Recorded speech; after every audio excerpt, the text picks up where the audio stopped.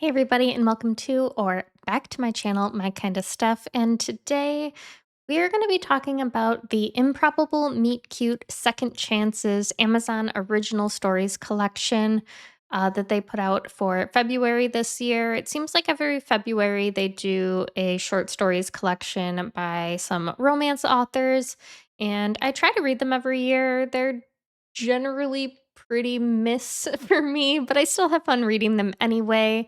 And it gives me an opportunity to read some of my favorite authors, but also get to dabble in some new authors as well, because they always seem to have at least two authors that I've never read from before. So that being said, let's hop in to talking about our first book.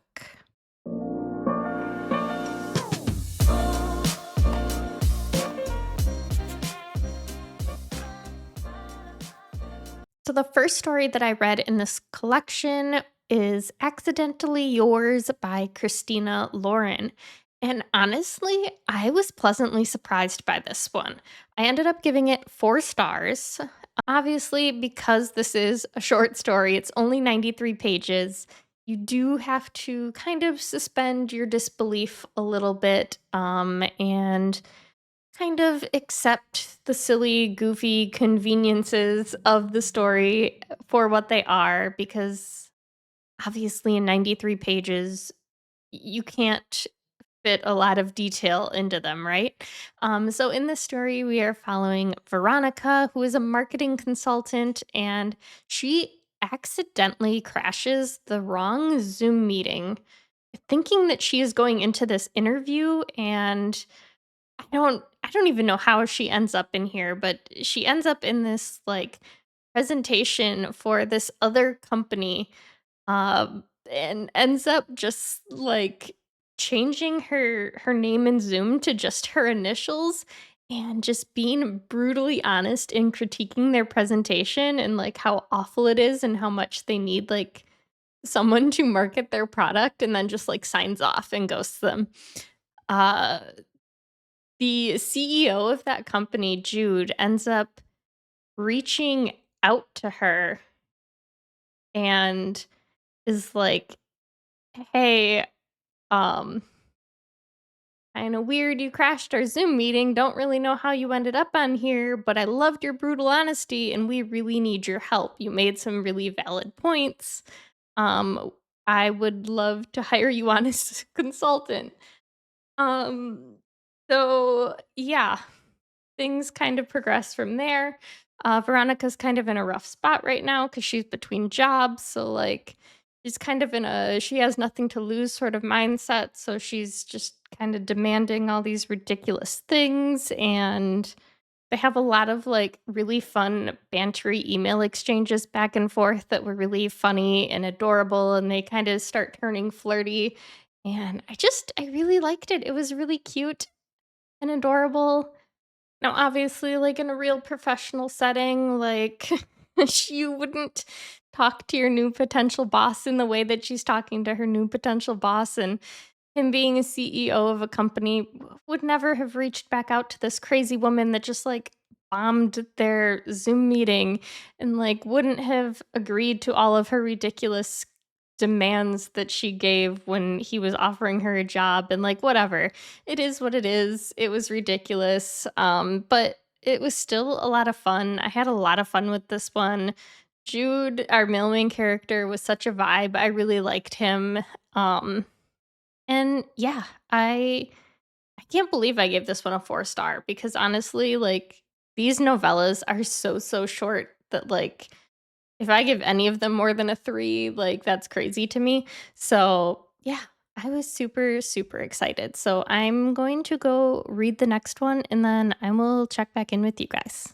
All right, guys, I have officially finished the second book in the collection, and that is Time Will Tell by Hannah Bonin Young.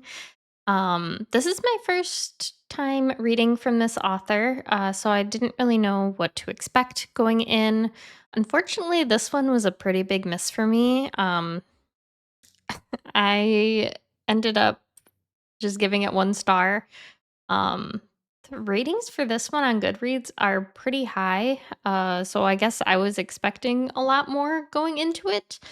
Um, but I don't know. This felt more like trauma bonding than a relationship. I don't know. And I thought like this collection was called Second Chances, and I'm not understanding where their second chance is coming into play because this is their for I don't know. Not really understanding this story at all. Basically, we are following our female main character, Georgia, who is a history teacher, and she receives a letter from her deceased grandmother that basically reveals that her grandma had a secret love affair back in the 1950s with a woman, and ultimately it ends up leading her to this hidden time capsule that she then goes and digs up, and that leads her to reaching out to her grandmother's lost love grandson, Callum, who lives across seas. Georgia lives in Toronto, Canada. Callum lives in England. And she reaches out to him. They have a bunch of email exchanges that are all just really cringy and like there's no like fun banter really between them. They're all just very like overly open and emotional just off the jump. Like you don't even know each other yet, and you're not even like I I feel like they're just like spilling things to each other that like you wouldn't just tell a complete stranger. I don't know, it all just felt really weird and rushed, and like there was no like getting to know each other. We just like jumped right into it. Um and all of a sudden they're like completely in love, but like I never felt like we got there. Like I never saw them building that like bond or relationship. It was just like a connecting over their grandmother's relationship, but like now all of a sudden they love each other. I don't know. I didn't get it. I just didn't understand. Uh but yeah, that was that story. I don't know. Let me know what you guys think down in the comments below if you read this one. Did I miss something? This one was 92 pages as well, so just as long as the other one, and I feel like we got a lot more story out of the other one. But ultimately, like Georgia just picks up her life and heads to England to meet Callum and his family, and like I don't know. I don't know, man. I don't know why. I don't get it. I don't understand how or why they fell in love. I don't understand how you fall in love with someone over just like some email exchanges about your grandma or your grandmas. I don't I just don't I don't know. I don't get it. Um so yeah, that's that. I'm ready to jump into the next one and hopefully like it a lot more than this. Cuz this didn't do it for me. All right, so I just finished the third book in this collection, and that was Second Act Romance by Julie Soto. This is surprisingly the first book by this author I have read as well. Which honestly, I really enjoyed this one too. So I guess that means I should probably pick up some full length novels by this author. But in this book, we are following Bex and Colby, and they are both theater kids at heart, but they are adults, not kids. Um, and Bex is basically in a production of Oklahoma, except that a bout of food poisoning takes out most of the cast the night before their Valentine's Day production. And they are scrambling to find replacements for everybody, um, especially for the male lead in the production to play her counterpart.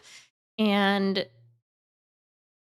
8 years ago, she had done a production with this guy named Colby, and they had had some like sparks fly, but he like kept getting her name wrong. He kept calling her Beth, and he had like just made it big and gotten this like job on a doctor show on TV. So like she was kind of intimidated and like didn't really know what to do. So kind of didn't pursue anything and regretted it.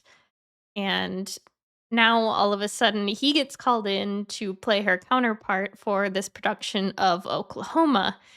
And they get to now rekindle those sparks again. And he actually like learns her proper name and actually talks about how he was disappointed that he didn't get to like spend any time with her after their production 8 years ago, and how he had actually stuck around in town a little longer so that he could see her next play, and she didn't even know. And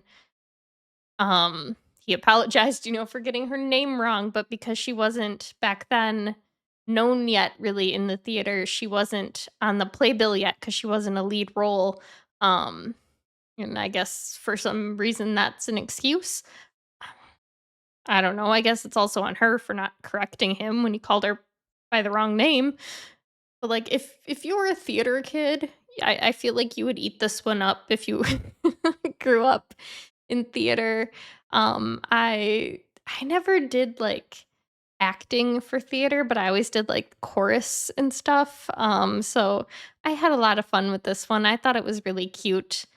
Um, Obviously lots of talk of food poisoning and stuff though that was a little kind of gross and maybe too much at times, but overall, thought it was a really fun read, and yeah, ended up giving this one 3 stars. And yeah, excited to go hop into the next book, so I will check back in with you guys later. All right, I have finished the 4th book in this collection, and that was A Play for Love by Trelina Pucci. I ended up giving this one 2 stars. It was fine, but I found it not to be very memorable. Um, we are following Rory and Oliver, and we first meet them while they are in college. During one of their classes, they are paired together to reenact a scene from Romeo and Juliet. They share an onstage kiss, and this was kind of like their first time meeting, but there were kind of some sparks there and some banter between the 2 of them before they went on stage to perform, but that was kind of all the further it went, and then now years later, neither of them are in a relationship at all. Rory had actually just gotten out of a bad relationship, and she is out to Valentine's Day brunch with her friends, kind of just throwing herself a little pity party when she ends up running back in to Oliver, and he is it's so corny. He's dressed up as Cupid, but like gross Cupid. So like he's wearing like the gold shorts and the wings and like dancing for the masses like in a really gross cringy way, and that kind of gave me the ick. But it is what it is. It's Valentine's Day, so, I guess it's whatever. Um, and they kind of get to talking and hanging out from there. He kind of just sort of drops working and just goes and spends the day with her. Um, I don't know. It was fine, but, like, again, it was very not memorable to me. After I read it, I kind of forgot most of what happened, like, what they did outside of, like, that main part of the plot. So I don't know. It was okay, but definitely not a favorite. I am expecting these last 2 that I read to be my favorites, just because I think they are more, like, dark rom-com. Um, and definitely have some more like I think one is almost like murder mystery, and the other one is an Avessa Allen book, so I'm really excited for that one. So yeah, excited to hop into the next two. So I will check back in with you guys in a little while. All right, so I have finished the fifth book now, and that is Death to Valentine's Day by Catherine Crowless. Um, this one I ended up giving 4 stars. I had a whole lot of fun with it. This was a romance mixed with a murder mystery, like I was saying. And it was a lot of fun. I almost wish it was like a full-length novel. I would have liked more, like more depth in this one. It was about 100 pages long. In this one, we are following Maya and Decker. Now, Maya just got out of a really bad relationship with this guy named Jackson, and she's not really wanting to do anything to celebrate Valentine's Day, but her best friends kind of force her to go to this Death to Valentine's Day masquerade ball that is being held at one of the donors for her place of work's house up in a mountain lodge. So she agrees to go. She ends up running into her ex in this like dark hallway and ends up like grabbing this masked stranger and kissing him um just to like kind of try to avoid her ex.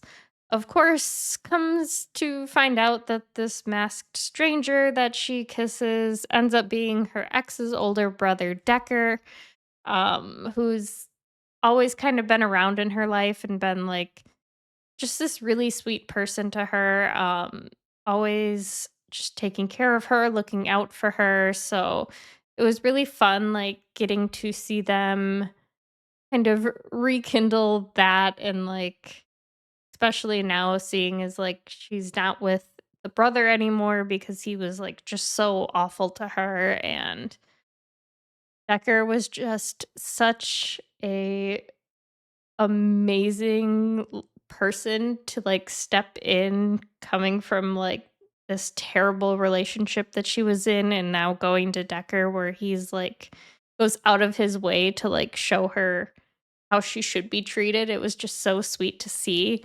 And Decker also has this friend Booker in here who was another like really fun character who I was like, man, if Booker had his own book as well, I really want to read that. Like, I really loved all the characters we met in here, and like, yeah, I really like. I think she has something here with this book and these characters. Like, I feel like there needs to be more here, and then um a guest at this party that this masquerade that they're at ends up murdered, and there's kind of a mystery behind it to unmask the killer because, of course, Mia is the one who found the body and was the only one that they know of that was nearby when this person was murdered. So she's like a suspect. And yeah, it was a lot of fun. It was a lot crammed into 100 pages, but like, it was really, really fun, really enjoyable. Yeah, I'm pleasantly surprised here. Honestly, with like a very good chunk of these, I've been pleasantly surprised because normally with these Amazon originals, I'm not that into them. And I've had a pretty good chunk here that I've thoroughly enjoyed. So, yes, we are going to jump in to the final book, and that's the one by Navessa Allen, which is the one I was looking forward to the most. So I will check back in with you guys when I have finished that. All right, I have just finished the sixth and final book in this little series, and that is Valentine's Sleigh by Navessa Allen. And yet another 4 star. I can't believe how many 4 stars I have given this series. Um, Obviously, like, I was expecting, like, if one was gonna get 4 stars for me, it was going to be this one. But yes, this was a 95 pages, and In this one, we are following Noah, and Noah is a gravedigger living in Louisiana. He works a night shift, digging and filling graves. And his evening kind of takes a strange turn. He freshly filled in a grave for his high school crush who unfortunately had an accident and had passed away.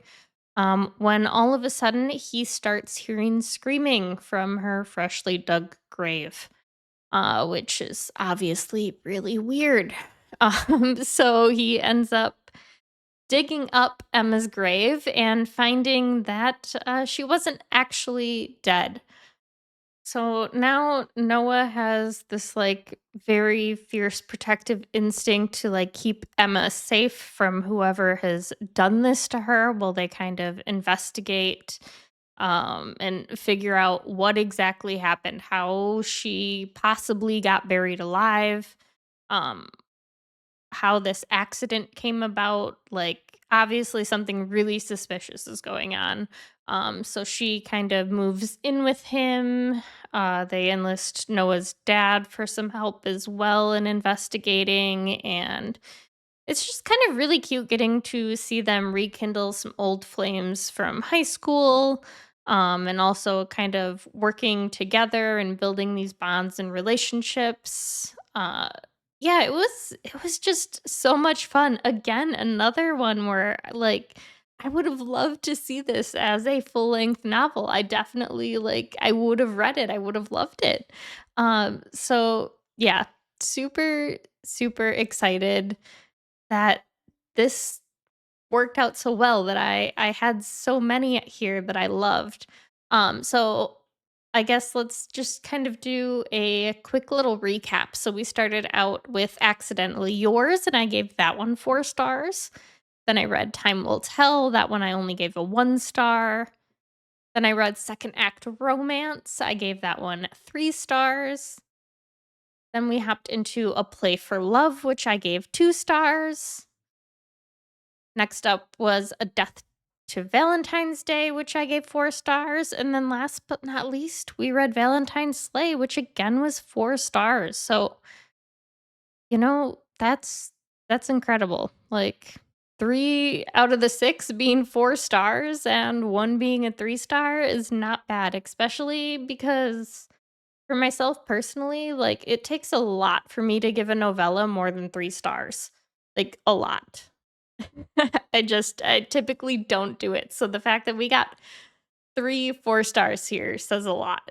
So I really enjoyed my time with these. Let me know down in the comments below if you read these and enjoyed them, what you thought of these compared to past Amazon Originals collections. Because I feel like normally I feel pretty let down by a very good portion of the books, where this time around I was pleasantly surprised. And if you're new to the channel, make sure you subscribe so you don't miss any future videos. Give the video a thumbs up on your way out, and I will catch you guys in the next one. Bye.